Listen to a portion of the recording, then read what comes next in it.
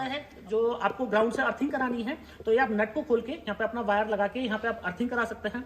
इसके साथ ही ये बैटरी के लिए बैटरी पॉजिटिव नेगेटिव, सोलर लगाने के लिए आपको यहाँ पे सोलर प्लस सोलर माइनस लगाने के लिए आपको सॉकेट मिलता है। इसी के साथ यहाँ पे ये अर्थिंग वायर है, तो ये एसी साइड की अर्थिंग के लिए है।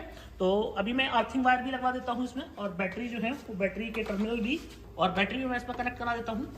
और साथ ही आप आगे देख रहे हैं तो अभी इसमें एसी इन के लिए आप यहाँ पे ये जो सॉकेट देख रहे हैं तो इसमें आप लाइन और न्यूट्रल डाल सकते हैं। और इसी के साथ आप एसी आउटपुट के लिए देख रहे हैं बैटरी जो है ये हमने लगवा दी है। और मैं आपको रिकमेंड करूंगा कि अगर आपको हाई लोड चलाने हैं तो आप लिथियम फॉस्फेट की बैटरी इसके ऊपर लगाएं। अब जैसे कि आप ये देख रहे हैं, अब इस इन्वर्टर की खासियत यह है कि आप इस पे लेड एसिड बैटरी भी लगा सकते हैं और लिथियम बैटरी भी लगा सकते हैं। तो मैं आपको टेस्टिंग के लिए ये नेक्सस की 100 AH की 24 वोल्ट की बैटरी है, प्योर स्टेनलेस स्टील की ये बैटरी है। तो मैं आपको अगर इसको दिखाऊं, बैटरी के बारे में थोड़ा सा दिखाऊं आपको, तो आप देखेंगे ये 25.6 वोल्ट की बैटरी 100 AH की ये बैटरी है। और मैक्सिमम डिस्चार्ज करंट जो है वो 100 एम्पियर का आप इससे ले सकते हैं। 24 किलो की ये बैटरी है। नेक्सस इस बैटरी पे 15 साल की वारंटी करता है। नेक्सस का कहना है कि 15 साल के अंदर आप इस बैटरी को खराब कर लीजिए और with in 15 year 50% discount on MRP पे हम आपको नई बैटरी न्यू वारंटी में आपको दे देंगे।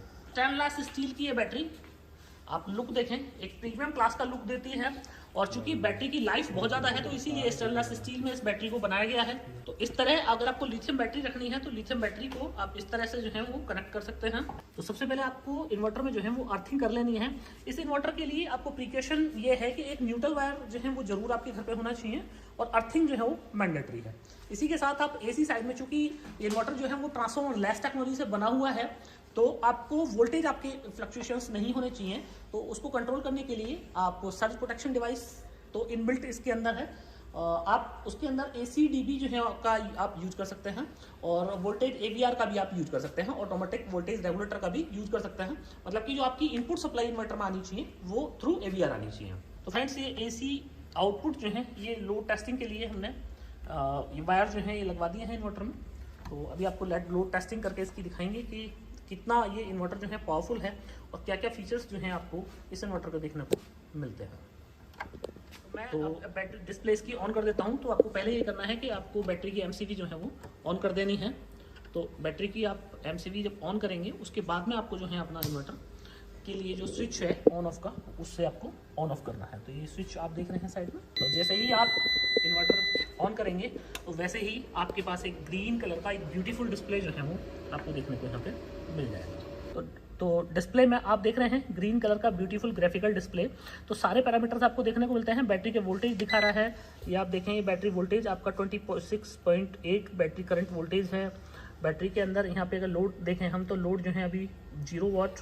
इसके साथ ही बैटरी से आपका लोड चल रहा है तो आप देखिए बैटरी का ये इंडिकेटर आ रहा है, तो ये बैटरी का सिंबल आ रहा है और बैटरी के सिंबल से जो है ये आपका लोड चल रहा है, ये मतलब लोड है हमारा। तो अगर हम सोलर से इसको चलाएंगे तो यहाँ पे सोलर आ जाएगा बना हुआ, सोलर से लोड चलेगा। अगर हमारा ग्रिड से लोड चल रहा है तो यहाँ पे आप ग्रिड बन के आ जाएगा, यहाँ पे ग्रिड बन के आएगा और ग्रिड से इस तरह के आपको एरो जो हैं वो बने मिलेंगे जिनसे आपको ये पता चलेगा कि ये जो हमारा इन्वर्टर है ये कौन सा लोड चला रहा है। इसके साथ ही आपको यहाँ पे 4 जो है वो स्विच मिलते हैं। तो ये जो है ये बैक स्विच है कि आपको किसी फंक्शन में आप एंटर कर गए तो आपको यहाँ पे बैक स्विच से जो है आपको बाहर आ जाना है। सिलेक्शन के लिए आपको अप एरो की मिल जाता है, अप एरो की, डाउन एरो की, और किसी मेन्यू में एंटर करने के लिए आपको एंटर बटन यहाँ पे मिल जाता है। तो मैं आपको लोड चलवा के दिखाता हूँ कि लोड जो है ये कितना चला सकता है। तो फ्रेंड्स आप ये देखिए, मैंने 2 वायर जो है आउटपुट के ये इससे लेके और अपने जो है टेस्टिंग बोर्ड में मैंने ये 2 वायर जो है वो लगवा दिए हैं। और सबसे अच्छा तरीका है इसका ये हम लोग हीटर चला के देखेंगे। तो ये एक हैलोजन हमने चला दी, एक हीटर हमने चला दिया और 2 हीटर हमने चला दिए। तो अभी ये जो है वो आपके, तो ये सारे लोड जो हैं अभी हीटर कुछ देर में रेड हो जाएंगे। तो मैं आपको इन्वर्टर की डिस्प्ले दिखा देता हूँ कि इन्वर्टर की डिस्प्ले की स्थिति जो है वो क्या हो जाती है। तो आप देखें बैटरी जो है वो 88 एम्पियर से डिस्चार्ज हो रही है। लोड की हम लोग बात करें तो करीब 2.25 किलोवाट का लोड, क्योंकि 2 हीटर हैं, आप देख रहे हैं 2 हीटर। तो आप लोड परसेंट देखें तो 83% जो है वो लोड चला रहा है। कोई दिक्कत नहीं। और जैसे कि आप देख रहे हैं ये कूलिंग के लिए SMPS फैन लगे हैं, और आप ये देख रहे हैं SMPS फैन जो है इसके चल जाते हैं। जैसे ही आप एक सर्टेन लोड से ज़्यादा इस पर डालेंगे तो आपके जो है SMPS फैन चल जाएंगे। तो अगर आपके घर पे इन्वर्टर टेक्नोलॉजी का एयर कंडीशनर लगा है तो आप चला सकते हैं, 1 HP का समरसेबल पंप से चला सकते हैं। और वॉशिंग मशीन, फ्रिज, कूलर, ये सारे लोड आप इस पर बहुत ईजीली जो है वो चला सकते हैं। तो फ्रेंड्स मैं आपको फिजिकली दिखा दूँ कि फिजिकली जो है क्या स्थिति हो गई है। तो फिजिकली आप अगर देखेंगे तो एक हमारी हैलोजन जो है वो हमारी चल रही है। तो हैलोजन बंद करके मैं आपको दिखाता हूँ। ये हीटर जो है हमारा गर्म होना शुरू हो गया है, ये आप देखें रेड रेड शुरू हो गया है, और ये वाला हीटर भी रेड रेड शुरू हो गया है। तो मैं अभी और थोड़े से रेड हो जाएंगे तो मैं आपको और दिखाऊंगा। तो फ्रेंड्स ये मैं अपना क्लाइम मीटर मंगवा लिया है मैंने आपको दिखाने के लिए। 8.8 एम्पियर का AC साइड में लोड जो है 8.7 एम्पियर AC साइड में लोड चल रहा है।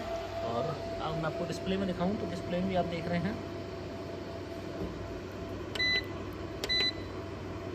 87% जो है वो लोड चल रहा है। तो इसी के साथ चूँकि हैलोजन को मैं बंद कराता हूँ और मैं एक हीटर और चलवाता हूँ इस पर। तो हीटर चलाने के बाद में हम देखते हैं कि हीटर चलाने के बाद में तीसरा हीटर भी क्या हमारा इन्वर्टर चला पाता है। ये तीसरा हीटर चलवा दिया है, हैलोजन बंद करा दी है। आप देखें लोड बैटरी जो है वो 99 एम्पियर से 98 एम्पियर से डिस्चार्ज हो रही है। तो लिथियम फॉस्फेट की बैटरी है। अब इससे ऊपर ये बैटरी डिस्चार्ज नहीं हो सकती है क्योंकि बैटरी का जो मैक्सिमम डिस्चार्जिंग एम्पियर है वो है 100 एम्पियर। तो जैसे कि तो और बैटरी जो है वो 99 एम्पियर से डिस्चार्ज। तो मतलब अगर इससे ज़्यादा अभी तक इतना लोड चलाने पे कोई दिक्कत नहीं इन्वर्टर को। मैं आपको AC साइड में दिखाऊँ 9.6 एम्पियर का जो है वो लोड जो है चल रहा है। आप करीब मान सकते हैं कि 2000 वाट का लोड 2000 और 2000 वाट प्लस जो है वो लोड चल रहा है। ये करीब 2000 वाट का लोड आप मान सकते हैं कि 2000 वाट का लोड चल रहा है। और ये बिल्कुल ईजिली इस इन्वर्टर से चल रहा है, कहीं कोई दिक्कत नहीं, कहीं कोई अलार्म नहीं, कहीं कोई इंडिकेशन नहीं, कहीं कोई आपको इंडिकेशन ये नहीं कि अभी ओवरलोड है। तो 2 किलोवाट तक का लोड आप बहुत आसानी से आप इस इन्वर्टर के ऊपर चला सकते हैं। इन एमरजेंसी कंडीशन आप इस पर 2500 वाट का लोड भी चला सकते हैं। क्योंकि ये इन्वर्टर अभी इतना पावरफुल है कि अभी 2500 वाट का भी लोड चला सकता है। पर अब क्या है उस कंडीशन में ये बैटरी जो है लिथियम की ये फेल हो जाएगी, क्योंकि लिथियम बैटरी जो है उसमें BMS लगा होता है। जैसे आप लोग जानते ही हैं कि लिथियम बैटरी में जो है वो BMS लगा होता है। तो BMS जो है उससे ज़्यादा एम्पियर जो है वो इन्वर्टर को नहीं देगा, तो इन्वर्टर जो है वो फॉल्ट में चला जाएगा। तो मैं आपको फ्रेंड्स रिकमेंड करूँगा कि मैं आपको रिकमेंड करूँगा कि आपके 2000 वाट तक के अगर रेगुलर लोड चलते हैं तो आप इस इन्वर्टर को ले सकते हैं। ज़बरदस्त ये इन्वर्टर है, ज़बरदस्त इस इन्वर्टर की परफॉर्मेंस रहने वाली है। अगर मैं मेंटेनेंस की बात करूँ तो 0 मेंटेनेंस ये इन्वर्टर है। कहीं कोई इस इन्वर्टर में आपको मेंटेनेंस कराने की आवश्यकता नहीं है। एक बार और मैं आपको दिखा दूँ कि अभी क्या लोड की स्थिति क्या है।